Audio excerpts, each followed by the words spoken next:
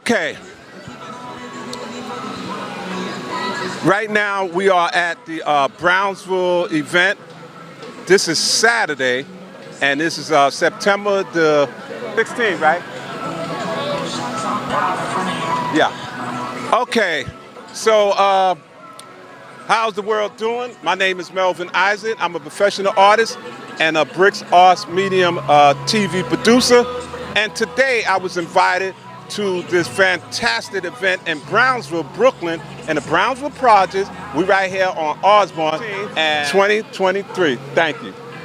So what I'm going to do now is I'm going to tell you about my art, as well as I want to do a quick interview with a young man right here. He's an artist. He want to get some tips on some of the art, how he can better improve himself, enhance himself with the stuff that he got. So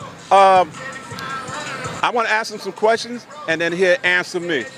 So tell me, what would you want to know? I want to know how I can improve on shading my art and adding more detail. Okay, shading, I don't know what kind of art you got, but mostly shading, it depends on where the sunlight is at. Let's say the sun is coming from this direction, right? So if it's beaming here, it's going to be beaming on your art. So the shading part would come to is the shadow. Depends on where is it at. It could be the light in the house, it could be the sun. Wherever the light is at, your shading is going to be bouncing off of your artwork or off of you, and then you're going to see a shadow, a figure of the shading. The closer you got the art, the less detail. The further away, you will see more shading. So shading is like a 2-3 dimensional. It gives it more, how would you say, intensity. It gives it more volume. It gives it more life in the art. So shading is most important. Now, you asked another question too. What was your other question? My other question was how I can add more detail to my art. Okay. Well, the detail depends on, because I usually have a magnifying glass to get a better detail, because I got to see everything, or I wear glasses. But magnifying glass will get you too. Now, to get more detail in your art, you pay attention to the art that you got, and you look at every little stuff, because it's going to break it down to you where everything is at, where the light is at, where the colors is at, where the shadows is at.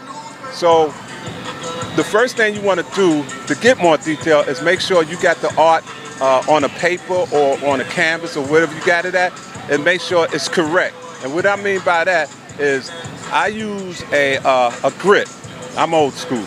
I use a grit, and also I use the like a portfolio is sort of like a projector. So if you use a grit, you're going to measure the art out on a piece of paper, whatever it is, and then you get the whole thing. Then you can increase it, whatever. If it's let's say it's 4 inches, 4 by 10 or something, so you can increase that to whatever you want in a grit, because you measure it out on paper. But if you do your art on let me get back to you with that the detail what I was talking about before. Another example is the projector.